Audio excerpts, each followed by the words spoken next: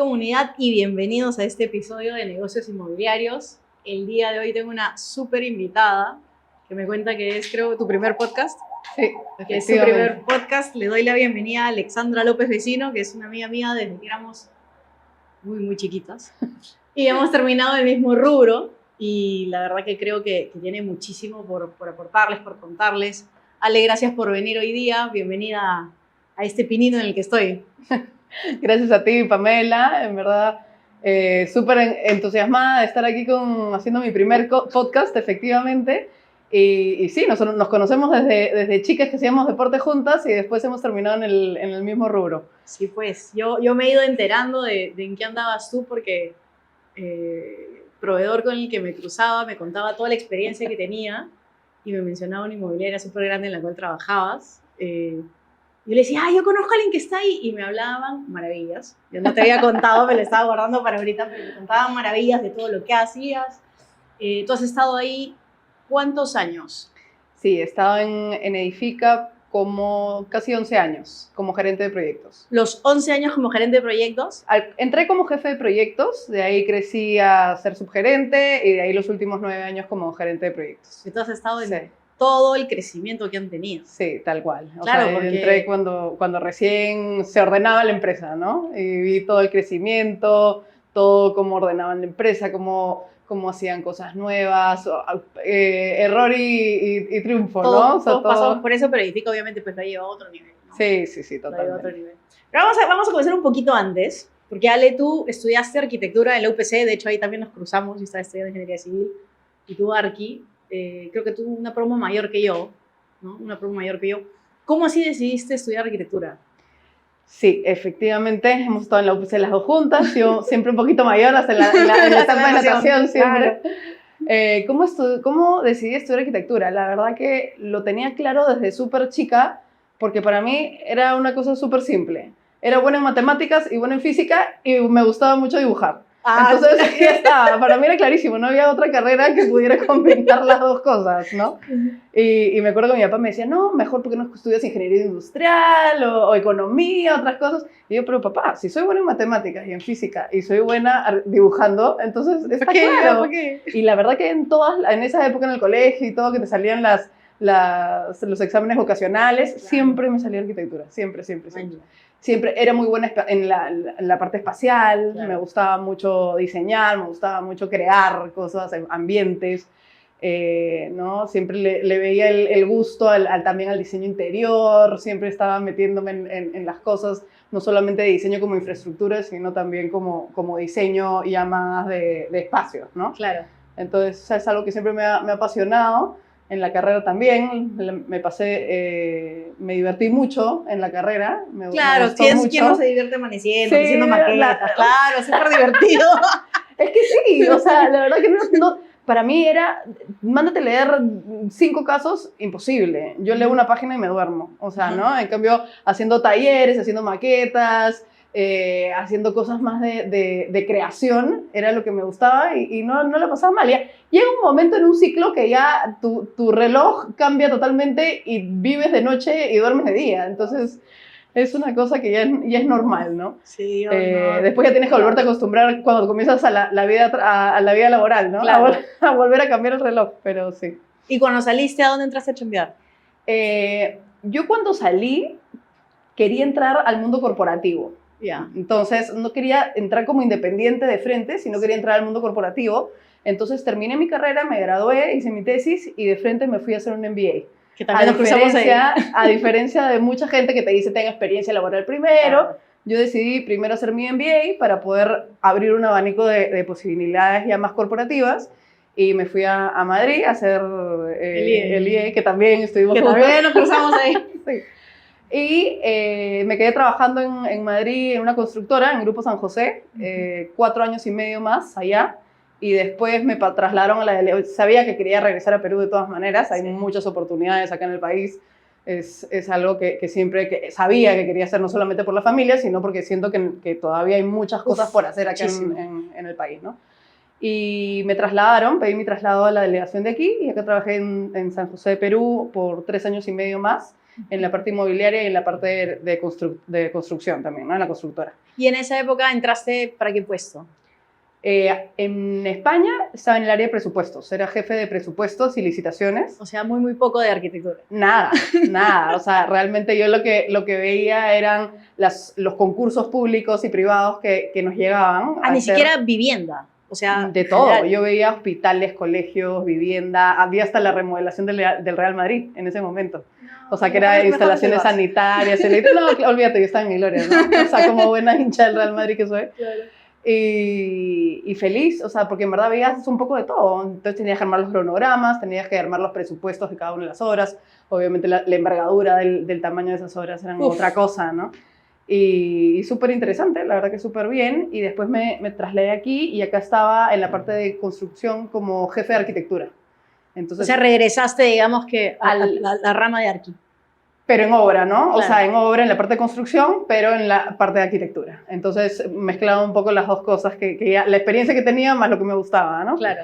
Y nada, ahí veía todo lo que era negociación con proveedores, cierre de contrataciones, el seguimiento en la obra de todo lo que eran los acabados.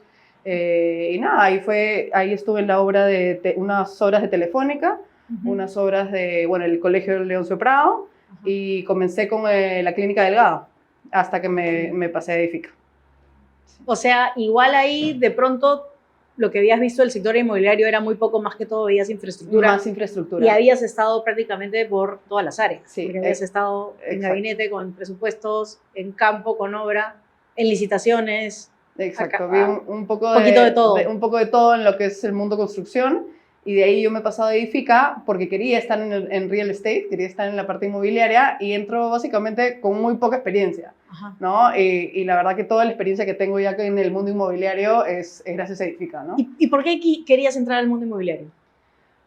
Porque para mí complementaba, primero que es otro negocio, ¿no? Sí. Es otro negocio completamente distinto y ahí hay mucha más creación desde el inicio, ¿no? Entonces ves desde la compra del terreno, ves la parte de comercialización que a mí me encanta. Yo he desarrollado mucho la parte comercial en estos años y el generar el nombre del proyecto, el brochure, ponerles precios a cada unidad inmobiliaria, el relacionarte con los clientes para ver qué tipo de producto vas a desarrollar, me parece súper interesante porque es muy distinto desarrollar un producto de vivienda que un producto de oficinas o un producto mixto, porque el cliente es totalmente diferente, ¿no? Hasta la venta, la forma de la venta, no es igual vender a un inversionista que a un viviendero. Totalmente. A la hora de la entrega tampoco, a la hora de los acabados que pones a un diseño, a un producto, no es lo mismo. La exigencia de cada cliente, perfil de cliente es totalmente distinto. Entonces, el poder crear eso, el poder meterte a definir, hacer el análisis, saber qué sector es el que se necesita para cada tipo de terreno y qué producto se desarrolla para cada necesidad, ¿no? Es lo que me parece súper interesante. Me han contado por ahí de que tanto llegaba tu involucramiento al proyecto que tú incluso ibas a optimizar las áreas de los departamentos, a optimizar los espacios, para, digamos, que aterrizar que justamente este match, y ahora lo veo, justamente este match de que el cliente y el producto estén exactos. Claro, o sea, yo creo que la clave realmente de un buen producto inmobiliario es buscar la optimización del producto, ¿no? Que sea recontrafuncional, ¿no? Si tienes un producto donde tienes mucho recorrido o que no te funciona la cocina o que, ¿no? O sea, en 40 metros cuadrados puedes hacer muchas cosas, ¿no? En 60 metros cuadrados ya puedes meter 2 dormitorios, pero siempre si lo distribuyes bien, si lo sacas, ¿no? O sea, puedes tener una sala, un balcón, una parte de comedor, y ese juego de como rompecabezas de distribución para tenerlo recontra fino dependiendo de lo que necesite el cliente es importante, ¿no? Entonces vas a ir... Y también los sectores, ¿no? Depende de los distritos también. Los clientes necesitan una cosa, necesitan otra. No es lo mismo un producto a lo mejor en Barranco que en Pueblo Libre o Lince o, ¿no? En diferentes segmentos, ¿no? ¿Y cuánto crees tú que, o sea, cuando yo estaba en Madrid, el depa en el que vivía, si tenía 25 metros cuadrados era mucho? ¿Te acuerdas? Sí, claro. Pero el edificio tenía su piscinita, tenía su gimnasio, tenía un torero, tenía de todo un poco, pero yo creo que de pronto ahí, claro, yo cuando vivía en Lima vivía en una casa y fácil, el tamaño de mi cuarto y mi baño era el tamaño de todo el depa, que me fui a vivir. Fue un cambio bien fuerte, pero uno termina dándose cuenta realmente de cuánto espacio necesita para vivir. ¿Te pasó algo similar? Sí, totalmente, ¿no? Yo creo que también te choca, pero creo que te adaptas rápido porque es justo lo que tú dices, ¿no? O sea, tú ves que no es necesario vivir en algo a lo mejor más grande o que tú optimizas los espacios y ves exactamente lo que necesitas. Y también dependiendo de dónde estás, ¿no? Claro. O sea, de la ciudad donde estás, porque hay, no sé, pues hay ciudades donde necesitas mucho más hacer vida dentro de tu casa y obviamente necesitas espacios, a lo mejor no trabajas en una empresa, sino trabajas en tu casa, haces coworking, entonces necesitas un espacio también para trabajar en casa, pero si no lo necesitas, obviamente puedes trabajar en un espacio que es la mitad de área, ¿Y para ¿no? qué pagar por eso? O sea, exactamente, ¿no? Sí, yo creo que de pronto ahí nosotros venimos, no sé si la palabra es rezagados, pero yo creo que las costumbres acá han ido evolucionando en la manera en la cual tú antes, cuando querías verte con amigos y familia, los invitabas a casa. Claro. Y de pronto ahora, claro, es mucho más simpático irte a un sitio, irte a otro lado, conocer, no sé, pues tal restaurante, tal sitio juerga, tal espacio, y de pronto ya no es tan necesario que tú lo tengas en casa. Es más, lo terminas viendo como una incomodidad tener gente en casa porque luego tienes que preparar todo, ordenar todo, limpiar todo. No solo eso, sino lo que te cuesta el mantenimiento, ¿no?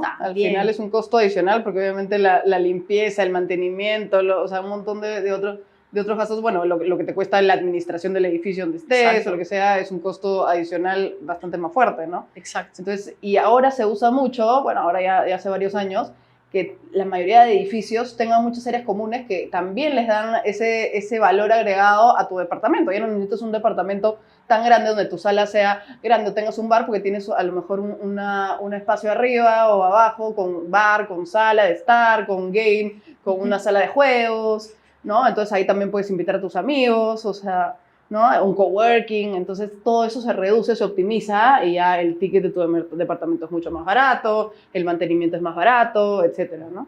¿Y tú crees que el haber estado allá fue un poco lo que te ayudó a traer esos conceptos acá? O sea, ¿cómo viste tú hacia dónde podía ir esa tendencia? Sí, o sea, no solamente el estar allá, definitivamente hay una diferencia abismal en lo que es el desarrollo inmobiliario en otros países, pero no solamente en España, ¿no? Sino hasta países muy cerca de Perú. O sea, tú ves Chile, tú ves Brasil, tú ves Colombia, ¿no? Hay productos innovadores que acá en su momento todavía ni siquiera están desarrollados, ¿no? Los productos mixtos, por ejemplo, ¿no? Que tienes oficinas y departamentos boutique en un solo proyecto. Recién se ha comenzado a hacer cuando toda Latinoamérica ya tienen años haciéndolos, ¿no? Sí. Entonces, un poco las tendencias de poder optimizar espacios y que generar ambientes que le den valor a tu departamento. Ya no necesitas espacios tan grandes, ¿no? Y pasando, ya, ok, entonces digamos que el resumen es que tiene que haber un match perfecto entre cliente y producto para que uno pueda, digamos, tener la mejor rentabilidad posible, porque si tú no tienes un match cliente-producto, difícilmente vas a poder vender un ritmo. Claro, claro. Sí, yo creo que es clave, ¿no? Hay cosas, para tener un proyecto, un buen desarrollo de proyecto, hay varios puntos claves, ¿no? Definitivamente la ubicación de tu terreno, el costo de la construcción que vas a tener y bueno, en la parte más comercial, tener una buena definición de a quién le estás dando ese producto, ¿no? Porque si obviamente desarrollas un producto que es segmento C y está ubicado en un segmento A, o sea, lógicamente no cuadra, ¿no? Claro. Entonces, yo creo que esos factores son importantes y el tenerlos bien... ¿Y qué va primero? ¿La ubicación o el cliente al que le quieres vender?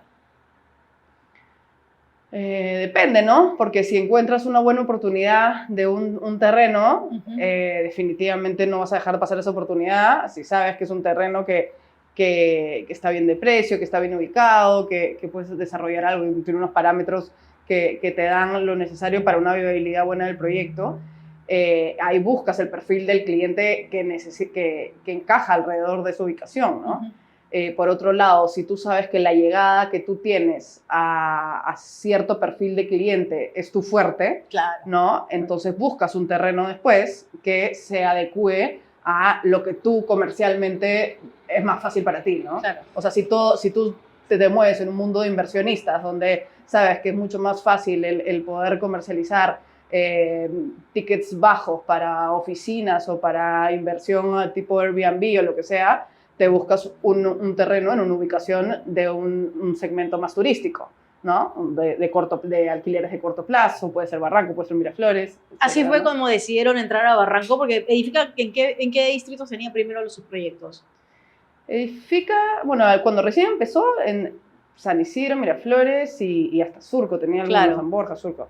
Pero después ya se metió fueron a mucho Barranco. más a Barranco y Miraflores, ¿no? Que son sus fuertes, porque el porcentaje mayor de clientes de Edifica son inversionistas, ¿no? Entonces es el core del negocio, ¿no? De la empresa.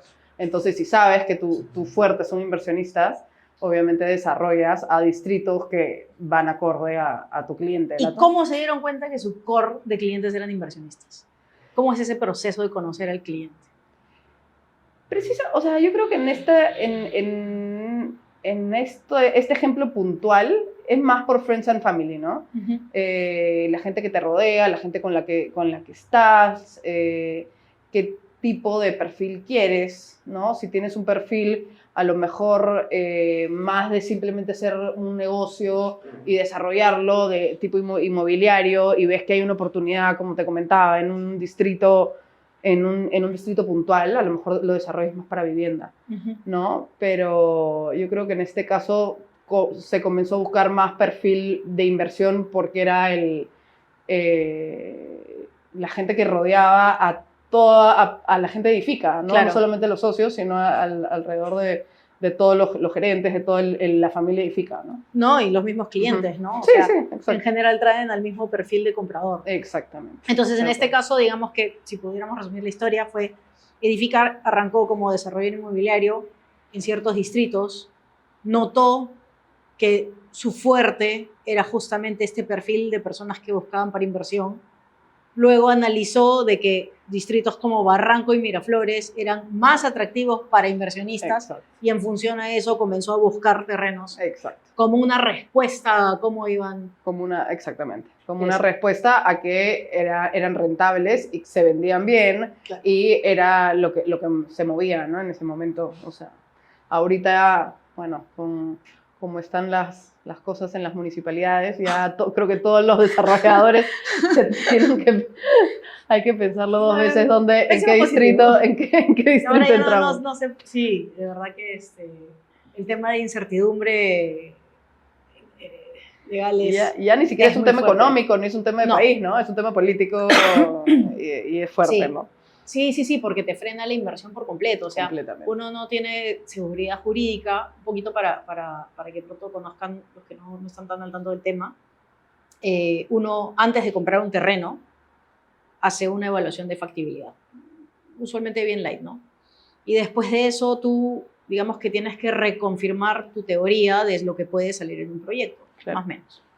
Y lo que puede salir en un proyecto está en función de las normas vigentes. Entonces, tú antes de digamos que embarcarte en la compra de un terreno, tienes que tener claro cuáles son las normas y en función de las normas, qué cosa podría salir. Claro. Y eso en teoría lo valida el certificado de parámetros, que a veces tienen todas las normas que son aplicables y a veces no. Y teóricamente lo único que te debería dar la seguridad jurídica ya es tener tu anteproyecto aprobado. Hay inmobiliarias que compran el terreno y luego hacen su anteproyecto, hay inmobiliarias que incluso invierten un poquito antes y hacen el anteproyecto antes de comprar el terreno por ese tema de seguridad jurídica. Efectivamente. Pero lo que ha comenzado a pasar ahora es que ni teniendo tu anteproyecto aprobado y el terreno, tienes seguridad jurídica. Entonces, hay muchas inmobiliarias que luego de haber tenido la teórica seguridad, habiendo invertido en un anteproyecto y habiendo invertido en un terreno, se topan con una realidad completamente distinta, ¿no? Y claro, invertir en un terreno no es cosa fácil. Implica inversionistas, implica personas a las cuales le respondes, una vez que tienes el anteproyecto probado, implica clientes, y de pronto no tener esa seguridad genera literalmente lo que estamos viendo ahorita, que se ve en medios que hay proyectos que están en construcción, es decir, ya tienen licencia, no solamente el proyecto, parados, ¿no? Entonces, más que si lo que tú puedes hacer es A o B, yo creo que lo importante es que tú sepas que si hiciste una inversión o comenzaste algo sabiendo que puedes hacer A, ese A se mantenga en el tiempo. Exacto. Si no podías hacer B, pucha, sí, entonces probablemente no te hubieras metido en ese terreno. Exacto. ¿No? Entonces, yo creo que ahí tenemos un punto de mejora. La verdad es que sí veo más cambios en torno a que la gente comienza a hablar del tema. Hay muchísimas personas que se han quedado sin trabajo, es terrible. He visto ya incluso obreros de construcción civil, los obreros están desesperados. Desesperados, claro. Literalmente los obreros están desesperados. La cantidad de obreros que me han estado llamando estas últimas semanas buscando chamba es bien triste. Y claro, la cantidad de obras paradas es muy fuerte. Sí, tal cual. O sea, es muy fuerte porque, como tú dices, o sea, no hay una continuidad, ¿no? Exacto. Creo que ahorita las variables que conversábamos son ese orden, efectivamente, pero en la realidad de nuestro país actual es ver qué municipio te da esa tranquilidad.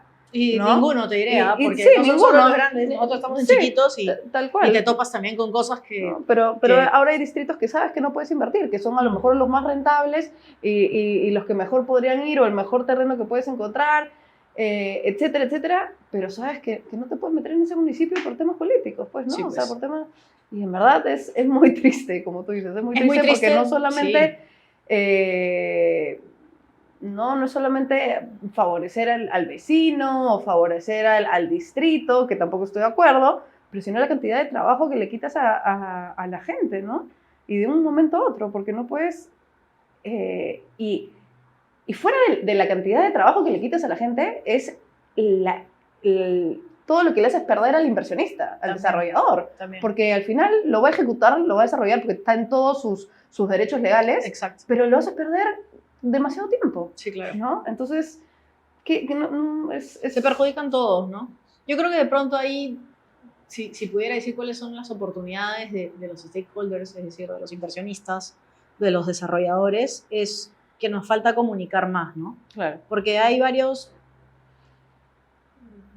puntos que me parece que no se dejan del todo claros sobre qué cosa es responsabilidad de quién, ¿no? Entonces, tú tienes, por ejemplo, a los vecinos del distrito que muchas veces dicen, oye, yo no quiero más edificios de tal altura porque, no sé, ya no dan las redes de agua, ya no dan las redes de desagüe, ya no dan las calles, etc. Claro. Pero, o sea, para mí ¿qué es primero, el huevo o la gallina? O sea, exacto. Tú no desarrollas el entorno pensando en las personas que van a venir, pero las personas van a venir sí o sí porque la gente nace y necesita un lugar donde vivir. Exacto. No solo eso, encima la parte de infraestructura no la hace quien construye el edificio, que está dentro de un terreno específico.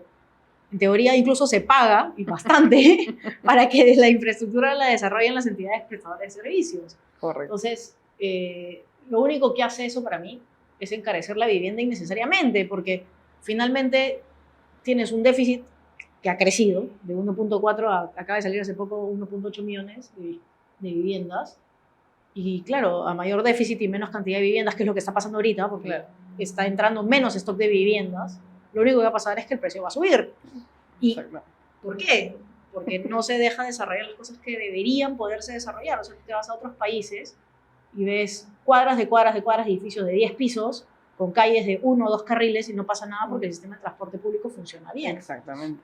Entonces, yo creo que ahí un poco que nos falta comunicar adecuadamente cómo debería ser esa concepción de ciudad, cómo debería ser, digamos, que cada una de las partes que afectan en la calidad de vida de las personas, y no solamente pues el finalista que viene a ser la persona que necesita vivir en un sitio dado y que de pronto la obligas a comprar o departamentos más grandes de lo que necesita, o en una ubicación que no es la que preferirían. O sea, la cantidad de personas que he escuchado, oye, ¿sabes qué? Estoy buscando un depa por la casa de mis papás y no hay. Claro.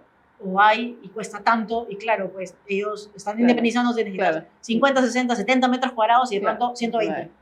¿Para qué quiero yo 120 metros 120, cuadrados? exacto, es Y ridículo. hubo una época en la cual, me acuerdo, estoy hablando de hace, ¿cuánto? Serán 10 años, en donde los depas de los depas de un dormitorio tenían que tener, en Miraflores, por ejemplo, Ujú. mínimo 90 metros cuadrados, los de Claro. dos dormitorios 120, los de 3 180, y tú dices, o sea, ¿qué ticket te va a salir para eso? Y peor todavía, la gente que ha comprado y ahora trata de venderlos, Claro. no lo puede vender porque son demasiado grandes. Claro, y vas a quemar el departamento que compraste porque Exacto. obviamente no es la plusvalía que esperabas, ¿no? Totalmente. Entonces totalmente. es súper complicado. Sí, es súper complicado, ¿no? Es súper complicado y es un tema ya ni siquiera de oportunidades, porque hoy en día hablamos, ¿no? El país está en recesión, el país está mal, pero realmente hay una demanda insatisfecha totalmente de vivienda, hay un montón de oportunidades de trabajo, hay un montón de oportunidades en minería, o sea, somos el país que tiene más cobre, creo que después de China, ¿no? O sea,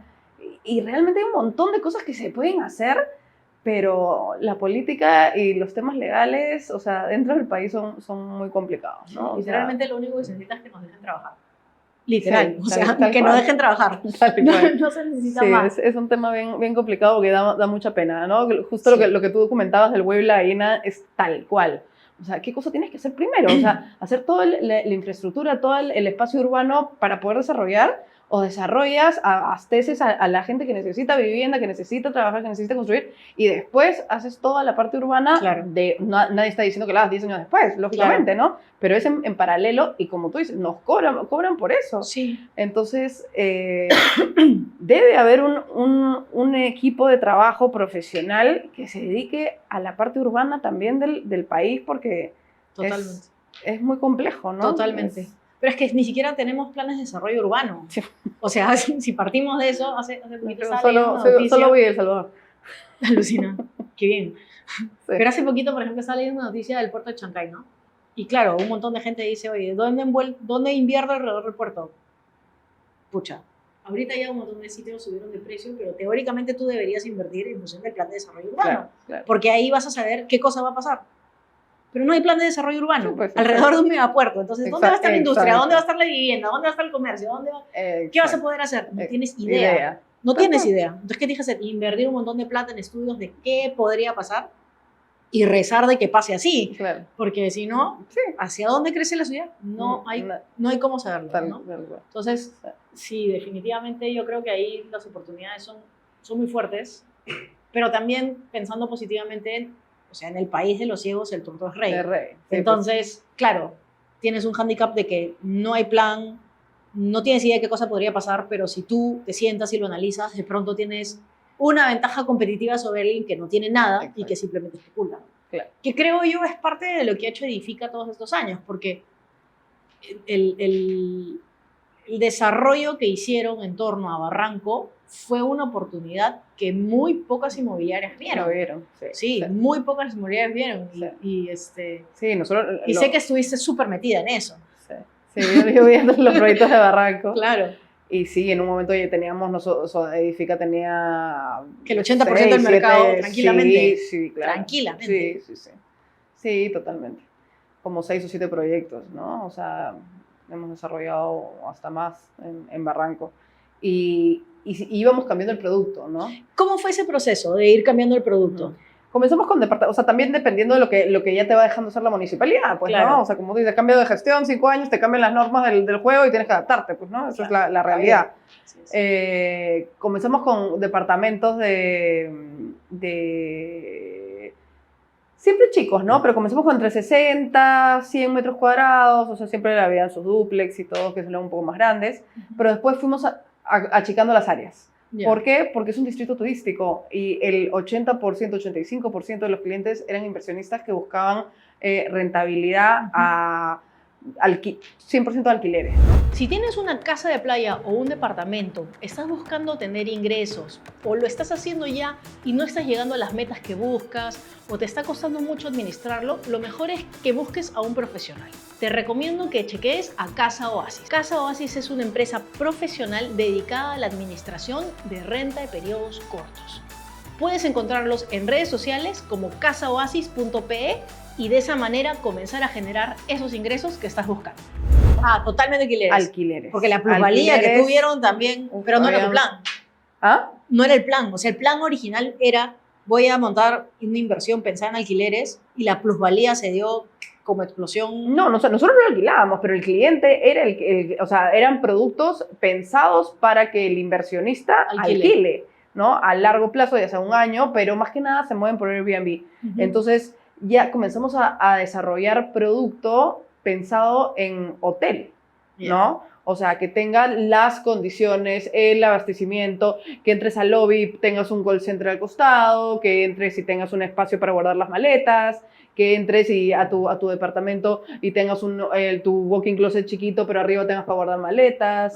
¿Me entiendes? Cosas que, obviamente, un espacio son estudios que tienen una cama, un kitchenette, no necesitas más, ni siquiera necesitas un horno, porque son gente que va y se queda 1 o 2 días o te lo alquila por cierta cantidad de días, meses, semanas, corto plazo, y no necesita más, no almuerza, no comen ahí. Entonces ya son productos totalmente distintos que también te hace tener ahorros, porque hay cosas en temas de energía, en temas de accesorios, ¿no? En temas de varias cosas, pero sí le tienes que poner lo que te comentaba, ¿no? Más áreas comunes, porque no lo amerita el departamento, ya que es un turista. Exacto. Pero sí necesita tener el gimnasio, la piscina, ¿no? Los ascensores, un estudio fuerte de ascensores, de transporte, de tráfico vertical, porque el recorrido, o sea, el uso va a ser mucho más frecuente, ¿no? Entonces, se tiene que pensar igual los estacionamientos, cuando tienes oficinas, cuando tienes departamentos boutique, ¿no? Lo piensas en base a la cantidad que vas a usar. O sea, si tú eres un inversionista, lo más probable es que no quieras un estacionamiento. Exacto. ¿No? Tu ticket se acorta un montón y te dices, yo prefiero mi departamento lo más barato posible, que tenga un espacio para que yo lo alquile, pero no necesito un estacionamiento. Exacto. ¿No? Entonces, comienzas a tener la mínima cantidad de estacionamientos posibles que te permite la municipalidad también, ¿no? Entonces, hay un montón de cosas que vas desarrollando como producto en base a lo que vas viendo que va necesitando el distrito. En este caso de Barranco, sí es un distrito totalmente turístico, totalmente de inversionistas, y se va moviendo como te comento, ¿no? Y la demanda es muy fuerte. Es fuertísima. Miraflores también es un distrito muy parecido a Barranco, sobre todo la parte que está pegada a Barranco y la parte de la Comar, porque es turismo, ¿no? O sea, el turista viene de fuera, ¿dónde se quiere quedar? ¿Se quiere quedar o en Barranco o al lado del Arcomar o el Parque Kennedy? Sí, ¿no? Son sus puntos de referencia. Entonces tú como desarrollador buscas ubicaciones cerca si es que quieres desarrollar un producto de este tipo, ¿no? De áreas chicas, para inversión, para alquileres de corto plazo. Y si hablamos ya más allá del producto, ahora a nivel de proyecto, ¿cuáles crees tú que son las claves? O sea, tú has estado de gerente de proyectos en estos proyectos que no son pequeños, con varios en paralelo. ¿Cómo manejabas todos esos proyectos? Yo he llegado a manejar 9 proyectos en simultáneo de diferentes tipos, ¿no? Algunos totalmente de vivienda, otros de oficinas, otros de mixtos, etc. ¿Cómo se manejaban? Cada uno tenía una etapa distinta también de vida, ¿no? Tenías a lo mejor unos 2 o 3 que estaban en lanzamiento, unos 2 o 3 que estaban en la etapa ya de obra y unos 2 o 3 que estaban ahí en la etapa de cierre, ¿no? Cada etapa de un proyecto es totalmente distinta, ¿no? ¿Qué te demanda más? Depende del proyecto también, ¿no? Porque cada proyecto tiene sus cosas. Cada proyecto es un hijo, ¿no? Entonces, sí, generalmente al principio, cuando estás en la parte comercial, en la parte de poner los precios a las unidades, de lanzarlo, de la sala de ventas, de ver la definición, el anteproyecto, definición de arquitectura, especialidades, tienes que meterle mucho más esfuerzo, mucha más cabeza, ¿no? Y a la parte de seguimiento de obra, obviamente la pieza clave de la vida de un proyecto es cerrar bien el costo de construcción, porque es el hito más importante del EGP del proyecto, pues, ¿no? Entonces, siempre se trata de comenzar la negociación con la constructora con la que vayas a cerrar, ya sea una licitación o ya sabes con quién vas a construir, pero lo más temprano posible, porque eso te evita, primero te hace, yo creo que el costo sea un poco más barato. Claro, ¿no? competitivo. Exacto, mucho más competitivo porque buscas optimizaciones, puedes trabajar de la mano con la constructora para buscar sinergias, buscar metodologías de construcción que se puedan adecuar a ese proyecto, que sean mejores o más rentables, etcétera, ¿no? Cuando ya metes a la constructora muy tarde, ya eso se pierde, ¿no? Ese valor agregado de poder definir el proyecto, de poder desarrollar la arquitectura y las especialidades con estos sistemas constructivos que la constructora, que es su especialidad, conoce, más que el desarrollador, se pierde. Entonces la constructora te dice, mejor hay que ponerle vigas postensadas o diferentes mecanismos de construcción, que el experto es la constructora, y tú ahí como desarrollador puedes ajustar bastante más el ratio de la construcción, ¿no? Sí. Entonces eso es clave y como te digo, ¿no? El seguimiento de la obra que es súper importante para que no se dispare el precio, que también es un tema siempre, ¿no? No, siempre. Un poco ahí para que la comunidad conozca la diferencia. A todos creo que nos dicen inmobiliarios o constructores y realmente a veces no conocen tanto la diferencia. El desarrollador inmobiliario es quien hace toda la concepción del proyecto y va desde la compra del terreno hasta el saneamiento final de las unidades y las posventas, ¿no? Pero básicamente es compra, desarrolla, se construye, puede construirlo ellos o no puede construirlo ellos, se vende y terminas con los papeles y atendiendo pues lo que hay que atender, ¿no? Mientras que la constructora es realmente quien ejecuta la construcción en sí. Es digamos que una parte operativa y un pedacito de todo lo que hace un desarrollador, ¿no? Correcto. Ahora, en el caso de Edifica, creo que tienen también una constructora en el grupo. Sí. ¿Eso fue así desde un inicio o cómo se dio? Sí, cuando yo entré, la constructora estaba dentro de la inmobiliaria y después se separó. Yeah. Es una constructora independiente que no solamente construye para Edifica, sino construye para terceros, ¿no? Entonces eso también lo hace ser mucho más competitiva a nivel profesional y a nivel de precios. Y sí, yo algunos proyectos en mi vida Edifica sí los he licitado, porque también creo que es sano. Claro. Creo que es sano por un tema de comparativo, de tema de precios, pero la mayoría las hemos construido con la constructora del grupo, ¿no?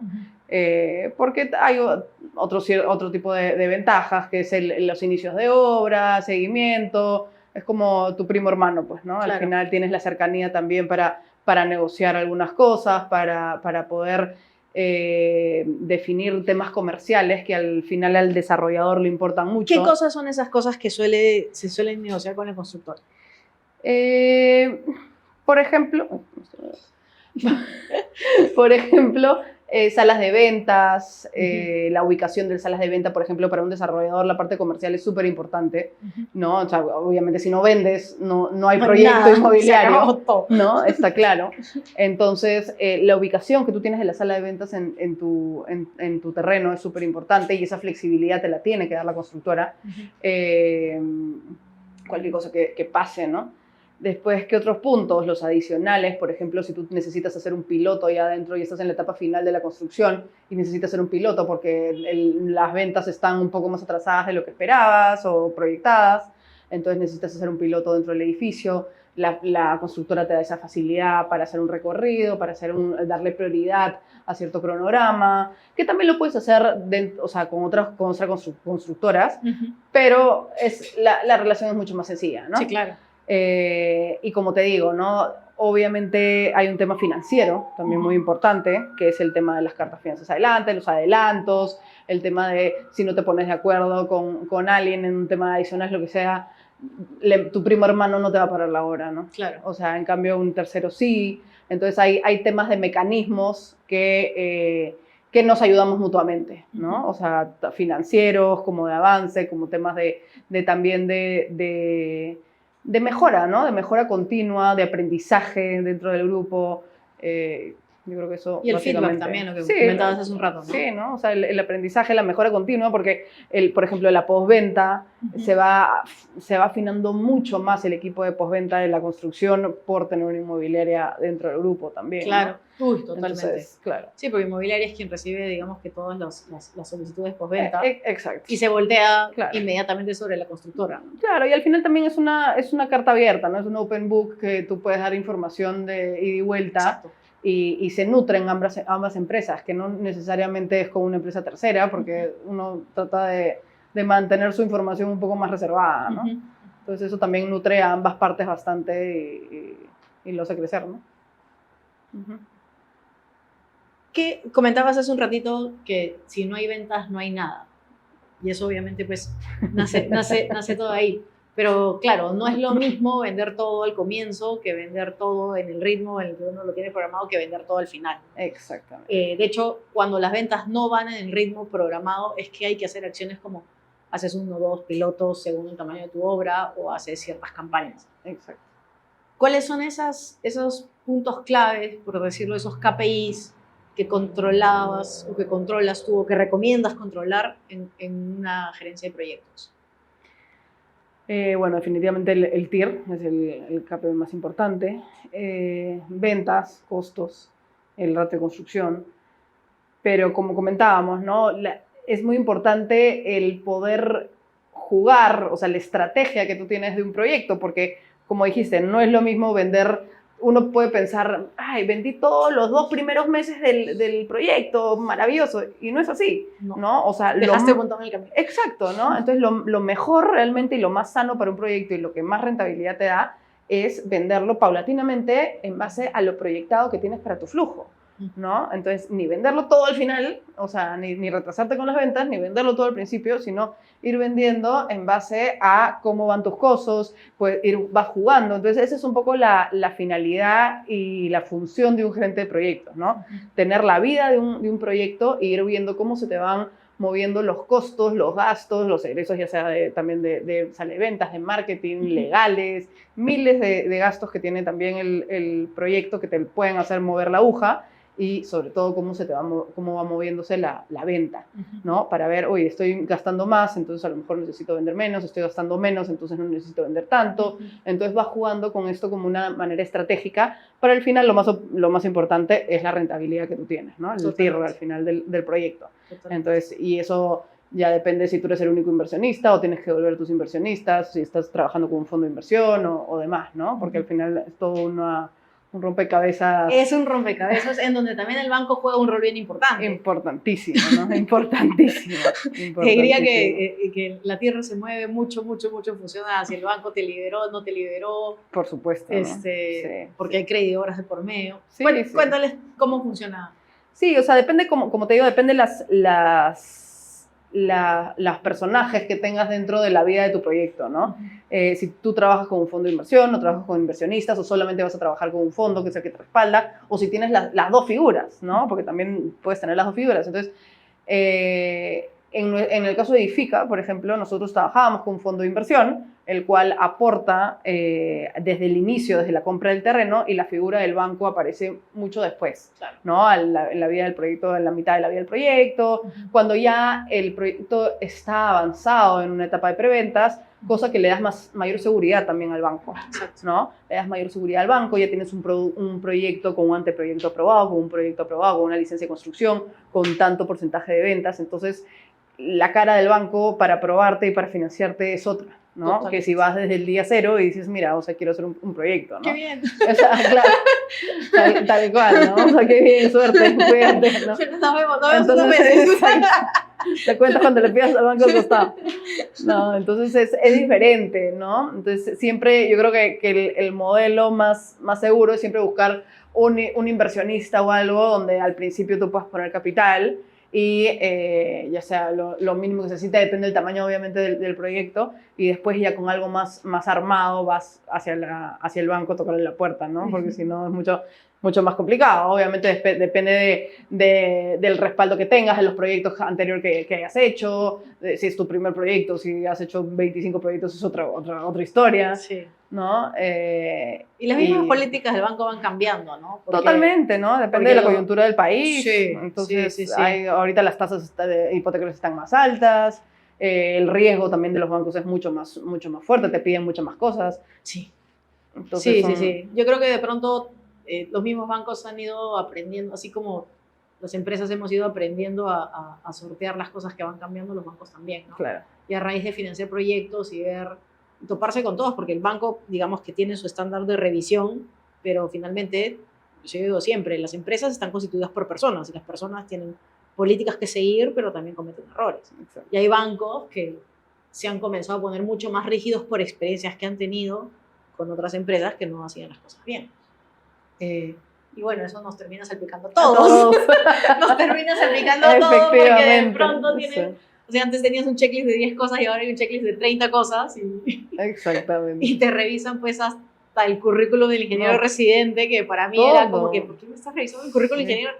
Como si yo fuera a poner un ingeniero residente que no calza. Claro, si tú eres la primera interesada. Exacto, o sea, pero no, porque claro, ¿qué habrán vivido en el camino los bancos que bueno, ellos a través de su supervisión comienzan a pedir cosas completamente nuevas? Ahora, contaste algo, voy a llamarlo el universo Edifica. En el universo Edifica está Edifica Inmobiliaria, está la constructora que es productiva, ¿no es cierto? Y también está el fondo. Correcto. Pero contaste al comienzo del podcast que esto un poco que se ha ido desarrollando, como lo pasa como pasa con cualquier empresa, ¿no? Una empresa comienza a crecer y de pronto Edifica tuvo un crecimiento explosivo, al menos desde mi punto de vista explosivo, en el cual comienzas a tener muchos frentes. Entonces, tú en estos 11 años has vivido parte de ese proceso. ¿Qué se puede aprender de ese proceso de crecimiento explosivo que tuvieron? O sea, ¿por qué partir la constructora? ¿Por qué de pronto armar el fondo? ¿Cómo lo viviste tú desde la gerencia de proyectos? Yo creo que también por un tema de riesgos, ¿no? Es mucho más sano, como te comentaba al principio, separar la constructora, porque no solamente construye la inmobiliaria, sino también construye terceros. La planilla de obreros es de la empresa constructora, no es de la inmobiliaria. Claro. Hay un tema de riesgos que yo creo que zapatero a su zapato, ¿no? Exacto. Entonces, cada uno son diferentes negocios, son diferentes objetivos, son diferentes rentabilidades, entonces es mucho más ordenado que cada uno tenga su propia empresa. Por ese lado, y el fondo de inversión nació precisamente por este modelo de negocio que te comento, que al principio Edifica comenzó con inversionistas, ¿no? Claro. O sea, con inversionistas, y se fue generando este fondo de inversión precisamente por los inversionistas que buscaban rentabilizar su plata y confiaban mucho en los socios de Edifica, ¿no? Lo bueno es que los socios de Edifica son 3 personas totalmente capaces y la verdad que son unos cracks cada uno en lo suyo. Totalmente. Y eso es una de las cosas que ha hecho crecer la empresa, sí. ¿no? O sea, cada uno se sumaba al otro, ¿no? Cada uno es el operativo, o sea, que las cosas funcionen, el otro tiene mucho respaldo de la parte de Friends and Family, de saber captar inversión, el otro es el creador, ¿no? El que ve los modelos de negocio, el que crea los nuevos negocios. Entonces había un complemento muy fuerte entre los 3 que ha sido la clave del éxito que ha tenido Edifica, ¿no? Yo creo que al final una empresa, lo más importante de una empresa es el recurso humano, ¿no? Son las personas que lo crean, que lo hacen posible. Y sí, o sea, definitivamente ellos 3 se juntaron con personas que creían no solamente mucho en ellos, sino que compartían la ética, los valores, las ganas, ¿no? El empuje. Entonces hizo que la empresa creciera como creció. porque creció. Cuando tú entraste, ¿cuántos proyectos iban ya? Habrían habido como unos 6 o 7, me imagino. Sí, claro. Unos 6 o 7. Claro. Sí, o sea que eran mucho más chiquitos, ¿no? Sí, eran más chicos. Sí, eran proyectos de 7 pisos. Claro, 30, pisos, 40 depas. Sí, 30, 40 depas. Y ahora están con proyectos que 200. No, 350. Sí. O sea, ahorita proyectos en Barranco tienen 350 departamentos porque son, como te comento, las áreas chicas, ¿no? Claro. Bueno, en San Isidro también hay uno de los proyectos que está en audiencia con Arequipa, ese tiene con 320 departamentos. Claro. ¿No? Entonces sí, ahí es otro nivel pero eso es justamente el crecimiento, ¿no? El crecimiento vas haciendo que tu negocio crezca y vas viendo dónde están las oportunidades y viendo el tamaño también de allá de lo que te metes, ¿no? Claro, es que, o sea, uno termina viendo cuál es, de acuerdo a su estructura, vamos a decirlo, no es exacto, pero el número óptimo de unidades claro. que hacen que tu proyecto sea más fácil, porque, exacto. Claro, en la parte de concepción, tú concibes un producto y luego lo replicas. Pero no es lo mismo revisar un producto una vez, Claro. que se replica 30 veces, Claro. que revisar 5 productos distintos que se replican 3 veces. Exacto. Porque la revisión es una sola vez por ese producto. Exacto. Entonces, ahí es donde vienen las optimizaciones, ahí es donde viene el know-how, ahí es donde vienen las sinergias y se, digamos que, multiplica Claro. por el número de veces que se repite. No, y definitivamente hay un tema, o sea, tienes que jugar el tema de riesgo con el tema de inversión y con el tema del know-how que tienes ya del sector en el que estás y del negocio en el que estás, ¿no? Claro. Entonces, obviamente, no comienzas con un departamento, un edificio de 300 departamentos, No. porque obviamente es mucho riesgo para alguien que recién está comenzando, metiéndose incursionando en el mundo inmobiliario, ¿no? Exacto. Pero vas creciendo, cuando ya lo tienes manejado, ya es mucho más rentable hacer un edificio más grande que un edificio chico, porque, Sí, por tus gastos generales, por un montón de cosas, ¿no? Claro, la gerencia de proyectos ve 9 proyectos y fresh.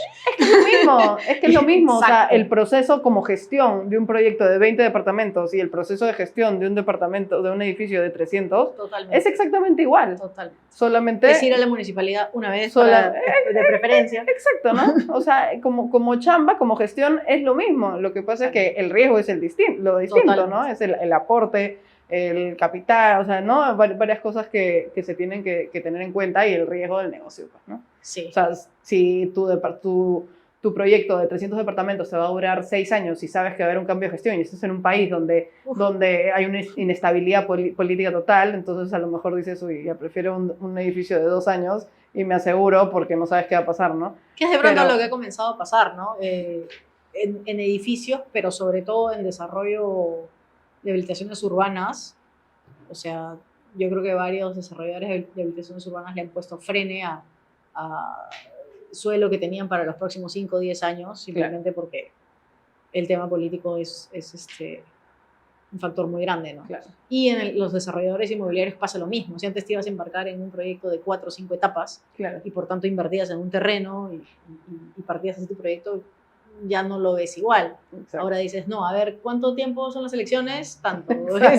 Y luego de recibido el país, ¿cuánto tiempo lo puedes valorar? Tanto. Ah, ya, entonces yo un año antes tengo que haber salido. Exacto. Punto, es que a diferencia de otros países, que eso no es un factor importante, acá es un factor súper importante. Totalmente. Súper importante, porque es el riesgo de tu negocio, ¿no? Totalmente. O sea, entonces es un factor clave que uno tiene que tener en cuenta a la hora de desarrollar, ¿no? Y de hecho yo creo que esa es la razón por la cual está cayendo tanto la inversión privada. Sí, por supuesto. Sí, claro.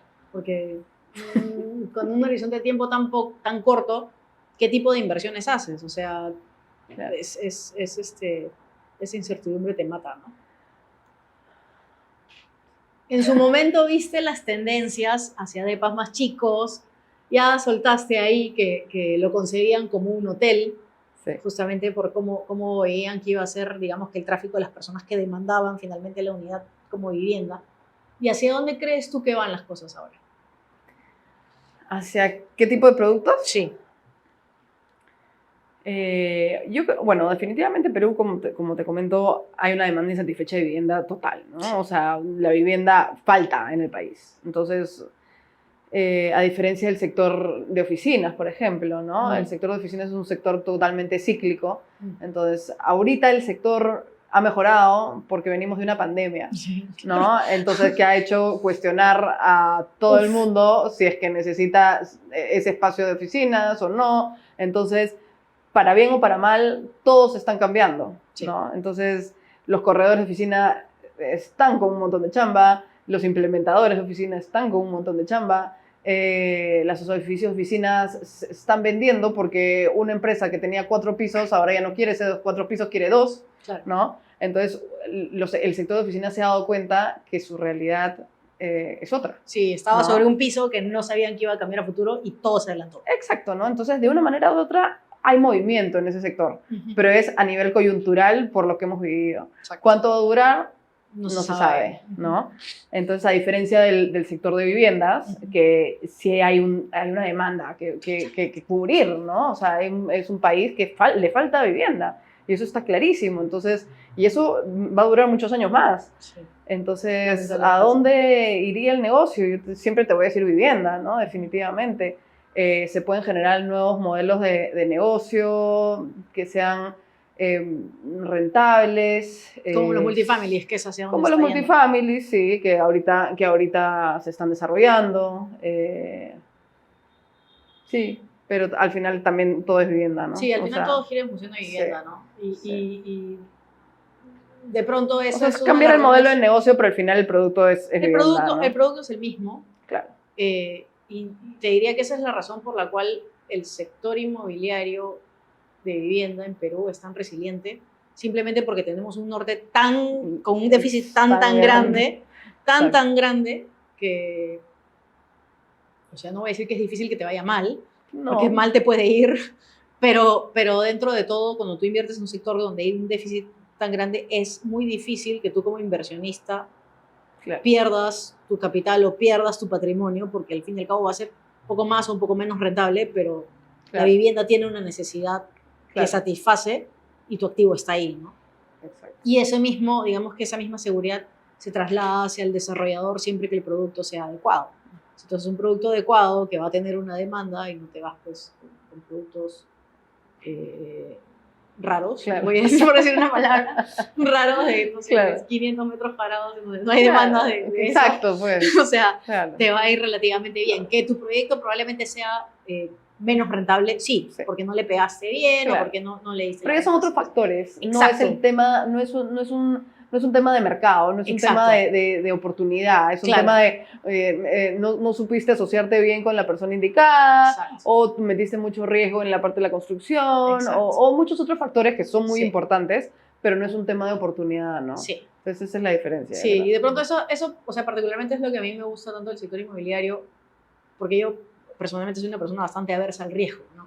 Entonces, saber que tienes un norte tan tranquilo, tan claro, me pongo a pensar en invertir, pues no sé, en un restaurante o en un retail o lo que fuere.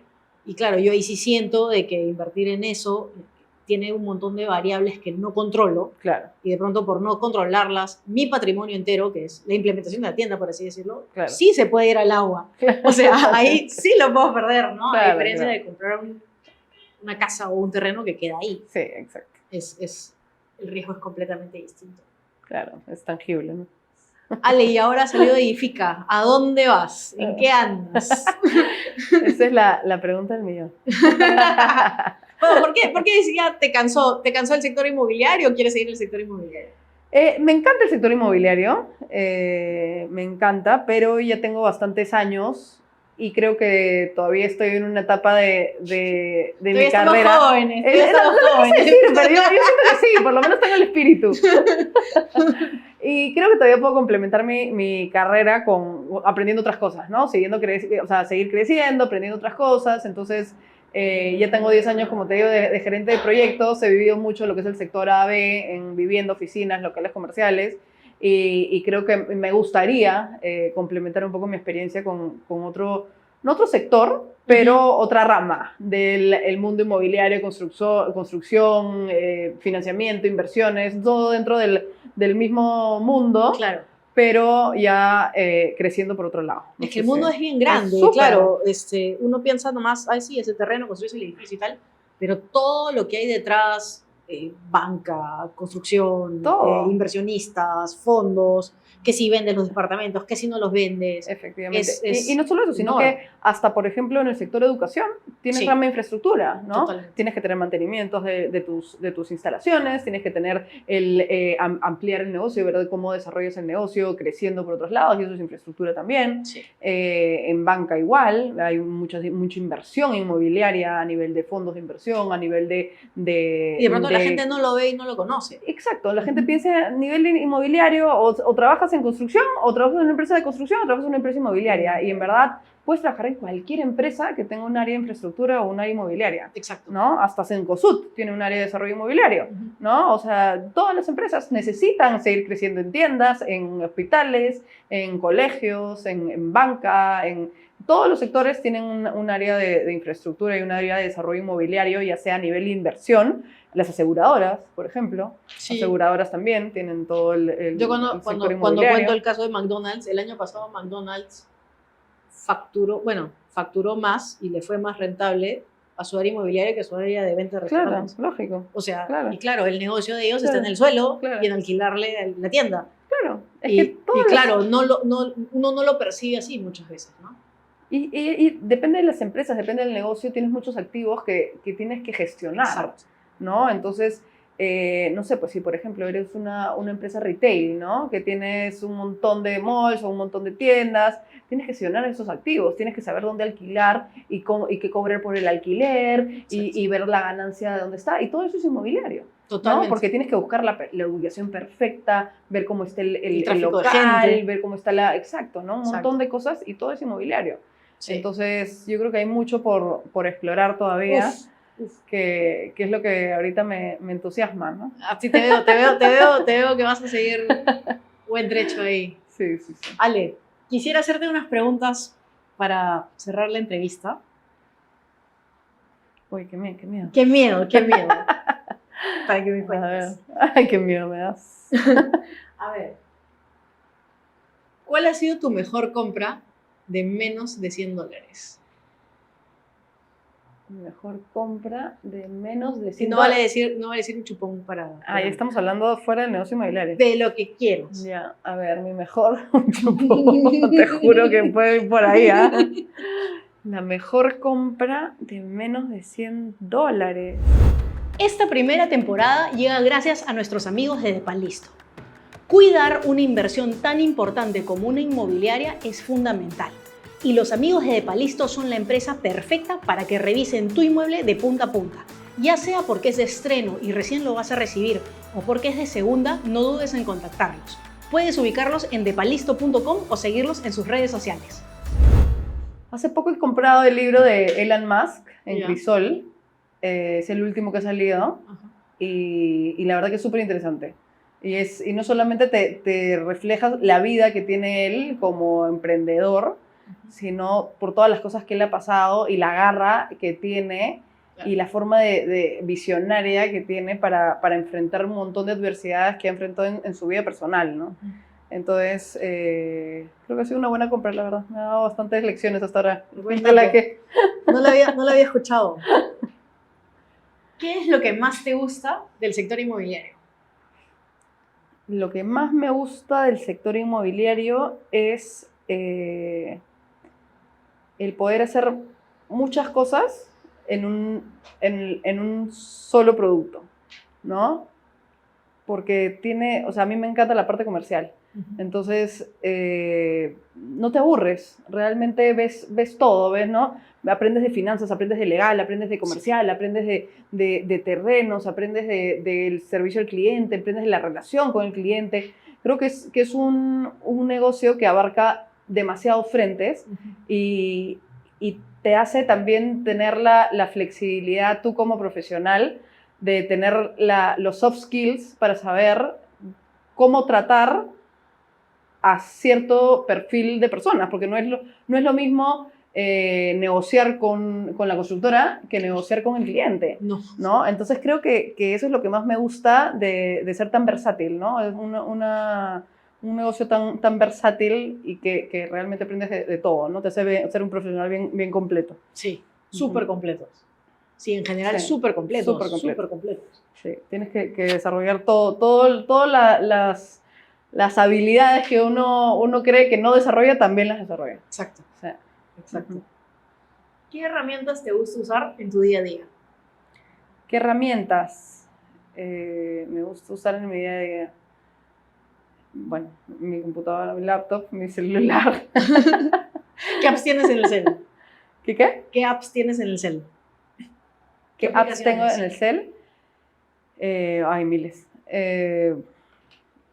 Todos mis bancos. Todos mis bancos, bueno, TikTok, tengo Instagram, tengo Facebook, tengo todas las redes sociales, todos mis correos. A mí me encanta viajar, tengo todas las apps de viajes. Manja. Me encanta. ¿Qué más? Las apps de restaurantes también. Nos gusta con mi esposo incursionar en distintos restaurantes. Okay. Entonces ahí vamos siempre actualizándolos en lo nuevo que sale. Divino. Da mi vino Claro, también, mi por vino. supuesto, obviamente, lógico. ¿Qué más? Bueno, el noticiero, el AS marca, de Ya. todas maneras. Claro. Los o sea, los Para ver deportivos. como campeón del Barça. Sí. Perfecto. Calla, pues. Comenzamos con los problemas. Ya comenzamos con los problemas. Comenzamos ya. con los problemas. Ya. Y bueno, el CNN, comercio, gestión, ¿no? Noticias. Sí, los básicos. Semana económica. Básicamente, creo. Por ahí. Sí. Bueno, tenía el Baby App, ¿no? También. Ah, ¿no? claro, sí. Ya no lo uso mucho, Ya no. pero Solo si se animan. sí, exacto. Tal cual. ¿Qué le recomendarías a alguien antes de su primera inversión inmobiliaria? Primero, que busque un buen socio, si es que lo necesita. Es súper importante con quién te asocias. De ahí, como conversábamos, ver si cuál es tu fuerte, ¿no? Si vas a buscar el terreno en base a una oportunidad y después ver cómo vas a definir tu producto, o si ya tienes una cartera de clientes a los cuales tienes orientado vender y en base a eso vas a buscar el producto y el terreno acorde al perfil de la gente que le vas a vender, ¿no? Yo creo que eso es lo principal. Claro que es mucho menos riesgo. Mucho menos. Exacto. Totalmente. Un mito que conozcas del sector inmobiliario. Uy, un mito. Bueno, que la constructora y la inmobiliaria se llevan bien. Sí, totalmente, totalmente. Porque Creo son que lo eso mismo. no- Porque son lo mismo. Exacto. Yo creo que eso no va a pasar nunca. No. Sí, son. Sí, Es que es al bien tener difícil. objetivos totalmente distintos Sí. es muy difícil, Es ¿no? muy difícil. Pero hay que llegar algún Hay día que a llegar, eso. hay que Es llegar. el objetivo. Hay que llegar. Hace poquito recomendaste un libro, pero te pregunto quizá otro. ¿Qué otro libro recomendarías? ¿Qué otro libro recomendaría? Otro libro que he leído hace poco que me gustó mucho fue Ikigai. Todas las metodologías japonesas de cómo buscar la esencia en tu vida, ¿no? No solamente, ellos lo orientan a la parte profesional, pero es un global de lo que para qué uno ha nacido, ¿no? O sea, la orientación de mezclar tu objetivo profesional con el objetivo como persona, con lo que estarías dispuesto a hacer y a que te paguen por lo que haces, ¿no? Entonces es una mezcla de cosas que son importantes que al final tú dices, ese es mi Ikigai, ¿no? Tu razón de existir, tu razón de ser. Sí. Me parece súper bueno y creo que cualquiera lo puede leer, ¿no? Porque aplica no solamente para el negocio inmobiliario, sino para toda tu vida, efectivamente. Para toda tu vida, sí. Yo hace poquito me di cuenta que de pronto esto de crear contenido era justamente eso. Es lo que te gustaba, claro. Sí. Ale, muchas gracias por compartirnos tanto de tu vida, gracias por compartirnos tantos tips. Yo creo que has dado unos tips ahí buenazos para cualquier persona que está pensando en el sector inmobiliario. Y nada, comunidad. Nos vemos en el siguiente episodio. Muchas gracias por escucharnos y hasta luego. Gracias.